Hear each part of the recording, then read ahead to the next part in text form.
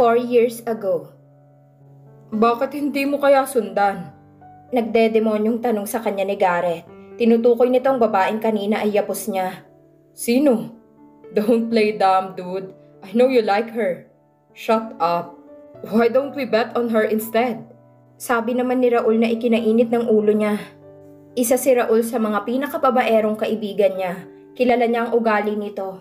At alam niya kung paano ito maglaro sa mga babaeng nakakasama. Isa itong manyak na pinaglalaruan ng mga babae.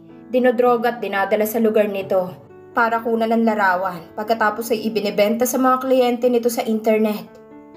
Kasukasukang pinaggagawa nito. Gayunpaman kaibigan niya ito at hindi niya kayang isuplong ito sa otoridad. Lalo na't isa rin siya sa mga naging suki nito sa pagkalat ng malalaswang larawan ng babae. Umiling siya. I am going out. Nanunudyong mga mata ni Gareth. Susundan mo lang siya eh.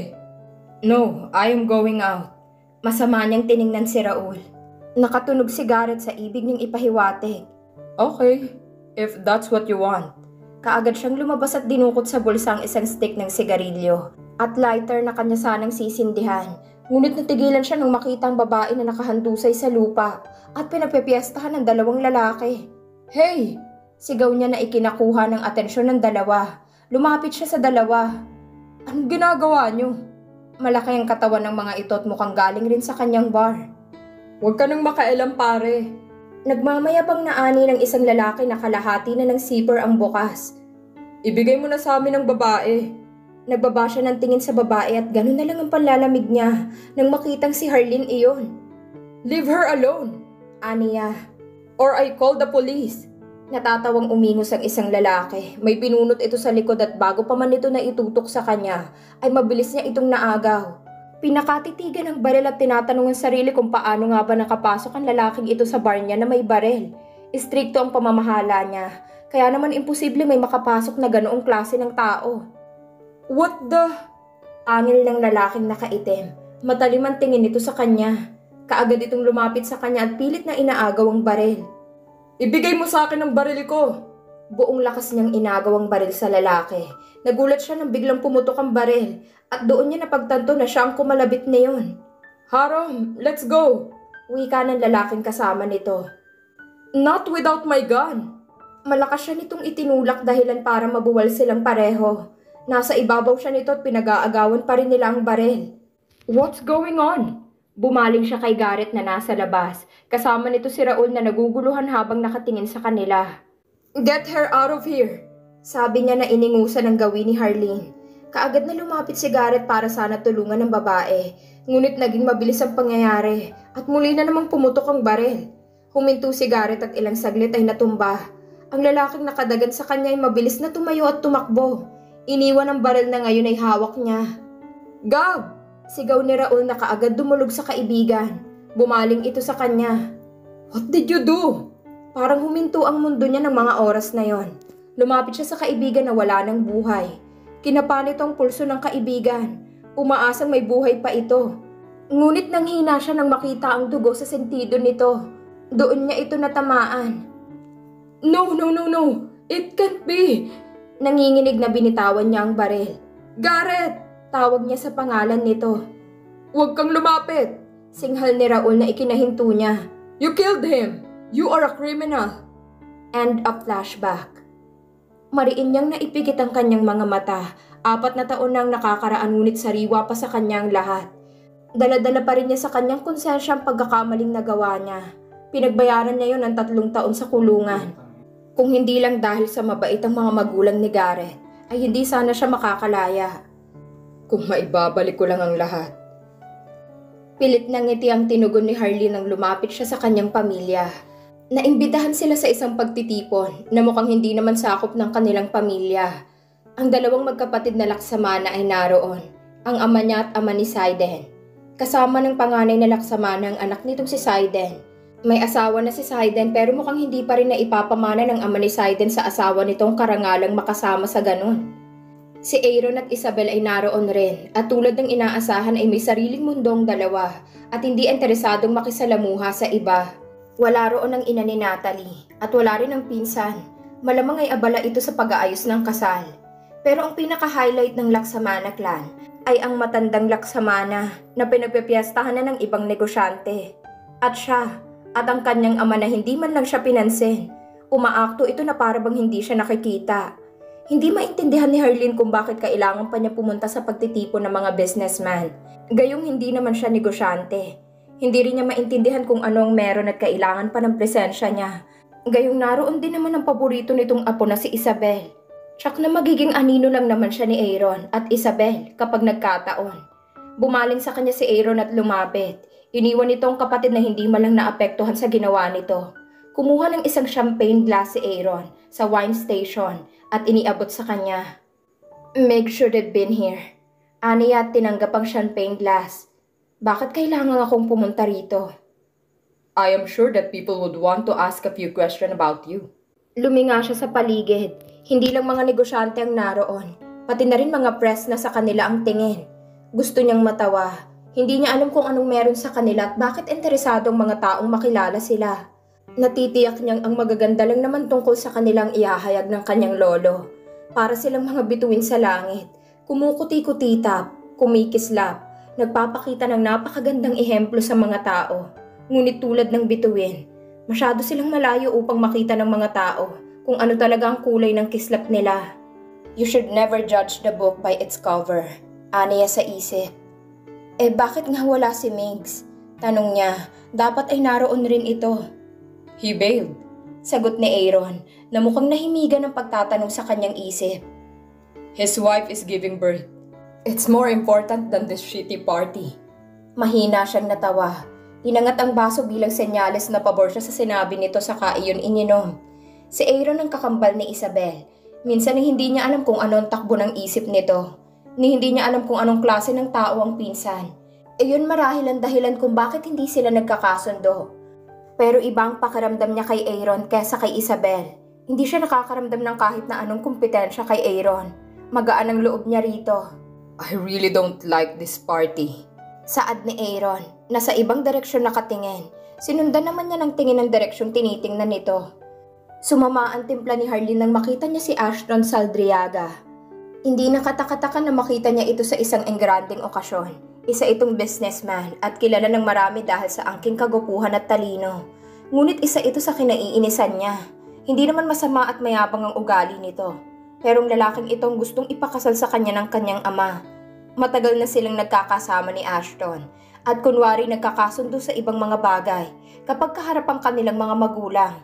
Ngunit 2 taon na rin ang nakakaraan ng huli niya itong makita dahil sa umalis ito ng bansa. Dahil roon ay mas lalo nang sumama ang loob ng kanyang ama sa kanya. Inakala kasi nito na siya ang tumulak sa lalaki para umalis ito ng bansa. What is he doing here? Walang emosyon na tanong ni Aaron. Bumalik na naman ito sa natural nitong pag-uugali. At minsan ay tinatanong niyang sarili kung ganoon rin ba ito sa asawa. He is a businessman, Aaron. Sagot na lang niya. Dapat akong tinatanong mo niyan. Tayo. Your dad said we are the highlight of this party. Mahina siyang umingos. What's the catch? My dad hasn't spoken to me since, so I don't know any details. The catch is, grandfather will divide his properties to our children. Nanlaki ang kanyang mga mata. What? Wala pa akong anak. Lolo is retiring. He needs a successor. What about me? Nag-aalalang tanong niya. Siguro kung meron mang sumpa ang pagiging mayaman, iyon ay ang pagiging gahaman. Iniisip lang niya ang sarili niya at ang kinabukasan niya. Sigurado naman kasi siya na hindi siya pamamanahan ng kahit na ano ng kanyang ama dahil may 4 na itong apo. Ngunit kung ang pagiging gahaman lang ang paraan para mabuhay siya, hindi siya mag-aalinlangang gawin yon para sa sarili niyang kapakanan. Go get yourself a man and get married. That's the only way. Anito saka siya iniwan. Hinahanap niya ang kanyang lolo. Gusto niya itong makausap. Ngunit bago pa man siya makagalaw ay may humawak na sa kanyang braso. Binalingan niya ito at tinaliman ng tingin. Hands off, Saldriaga. You look pissed. I have nothing to say to you. Pwede ba tayong mag-usap? Tanong nito. I just want to tell you something. Kinalas niya ang kanyang braso sa kamay nito. No, I don't have time for you. You look beautiful. Sabi nito habang pinakatitigan siya. And I am sorry about your ex. Natigilan siya. Paano mo nalaman? I have eyes and ears everywhere. That's how money works, you know? Alam naman nating pareho na wala tayong pakialam sa isa't isa. We should keep it that way, Mr. Saldriaga. Hindi na ito nagsalita pa at hinayaan na siya. Inirapan niya ito bago tinalikuran. Pabaling-baling siya sa paligid upang hanapin ang kanyang lolo.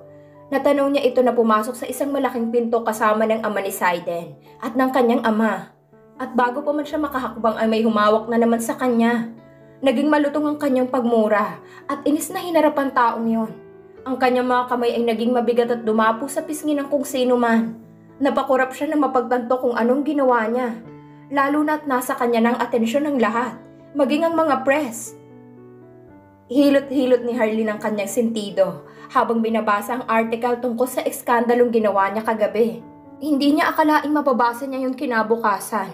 Hindi niya napigilang mapahanga sa kung sino mang tao na naglabas na yon, lalo na sa pamagat ng artikulo. The scandalous Laksamana who ruined the celebration. Attorney, nag-angat siya ng tingin. Hindi niya namalayang pumasok ang kanyang sekretarya. Ano? Mainit ba ng ulo niya ngunit nagtimpi siya dahil ayaw niyang ibuntong sa sekretarya ang galit. Tumawag po ang daddy niyo, pinapapunta raw ho kayo sa kanyang opisina. Inis na napabuntong hininga siya. Alam niya kung anong mangyayari kapag pumunta siya. Pero hindi siya titigilan ng kanyang ama kapag hindi siya pumunta. Saka po, may mga kliyente po tayo na nag-withdraw. Hindi na daw po nila kailangan ng serbisyo niyo. Bigla ay kumulo ang kanyang dugo. Hinampas niya ang kanyang kamay sa mesa, dahilan para mapaigtad ang sekretarya niya. I don't care. Kung gusto nilang mag-back out, hindi yun kawalan sa akin. Itapon mo lahat ng kasong hawak ko. Wala akong pakialam. Leave! Okay po, attorney. Aligagang lumabas ang sekretarya niya at naiwan siyang mainit ang ulo. Isinandal niya ang kanyang ulo sa uluhan ng kanyang swivel chair habang hinihilot iyon. Panay ang iwas at tingin niya sa diaryong siya ang laman. Iniisip kung pupunta ba siya sa opisina ng ama at harapin ang galit nito. Sa huli ay wala siyang nagawa kundi ang pumunta sa opisina ng kanyang ama. Nang makarating doon ay inihanda na niya ang sarili sa maaaring mangyari sa pag-uusap nila ng kanyang ama. Hindi kalayuan sa kanyang opisina ang kumpanya nito, kaya kaagad siyang nakarating. Malakas ang kabog ng kanyang dibdib at nanginginig ang kanyang kamay. Hindi niya alam kung bakit, pero takot na takot siyang harapin ang kanyang ama. Dahil sa okupado ang kanyang isip sa paghaharap nila ng kanyang ama, ay hindi niya pinansin ang mga empleyado nitong bumabati sa kanya. Nang makarating siya sa ikalimang palapag kung nasaan ang opisina ng kanyang ama, ay kaagad siyang kumatok. Come in. Nanginginig siyang napabuntong hininga bago binuksan ang pinto. Nang makita ang ama at ang nakakasindak nitong tingin, ay nagtayuan na ang kanyang mga balahibo. Ngunit kaagad na nawala nang makita niya si Migs roon. Seryoso itong nakatingin sa kanya at mukha ring galit. Ngunit hindi niya yun alintana. Alam naman niya na ipagtatanggol siya nito sa kanilang ama. Ganoong klase ng tao si Migs. Good morning. Bati niya sa ama na hindi nito tinugunan. Bagkus ay galit nitong ipinakita sa kanyang laman ng iba't ibang newspaper na siya ang nasa front page. Kaagad niyang isinara ang pinto upang walang makarinig sa nakahambang galit ng kanyang ama. Nakatungong lumapit siya at humarap sa kanyang ama. Have you lost your mind? Istrikto ang tinig ng ama. Hindi mo ba alam kung anong klaseng kahihiyan ang ibinigay mo sa pamilya natin? Every tabloid has our surname in it. Dad, awat ni Migs. Shut up! Singhal ng ama saka bumaling muli sa kanya. Matutuwa na sana ako dahil hiwalay na kayo ng kriminal mong kasintahan. I even consider you to attend that party. And this is how you repay me? I am sorry, Dad. Yun lang ang kaya niyang sabihin. Hindi kita pinalaki ng ganyan. Tinuruan kita ng mahusay at may tamang pag-aasal. I let you move out of the house because that's what you want. No, Dad. That's what you want.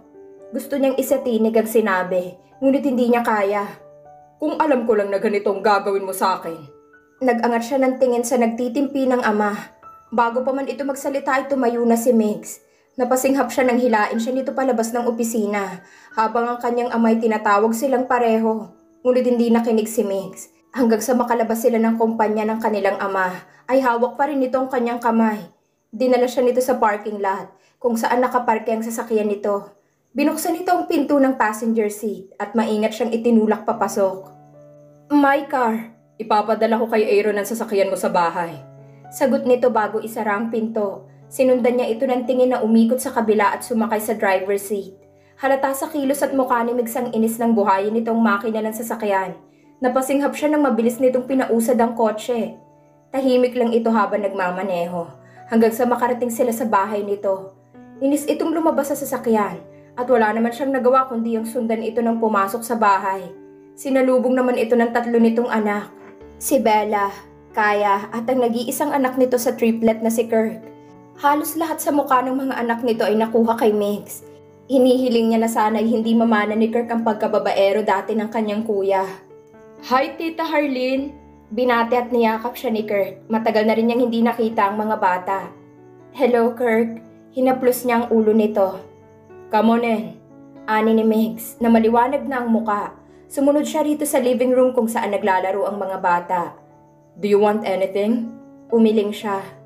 No, just my car. Stop avoiding me, Harleen. I am your brother. Alam ko, pero hindi ito ang tamang oras para makipag-usap ako sa'yo. I am very disappointed with you. Kung akong tatanungin, hindi talaga naging maganda ang nangyari roon. Dad was very furious. But you don't deserve to be scolded like that. Totoo bang sinabi ni Aaron? Anong sinabi ni Aaron? Nahahatiin na niya ang yaman niya at ililipat sa mga anak niyo? Hindi na siya nagulat sa reaksyon ni Migs. Tiningnan lang siya nito at mukhang alam na niya ang sagot nito. I see. Dismayadong sambit niya. It's not about us, Harleen. It's about you, Natalie and Alexa. Anong ibig mong sabihin? 30 years old ka na. Hindi mo ba naiisip na maghanap ng mapapangasawa at lumagay na sa tahimik?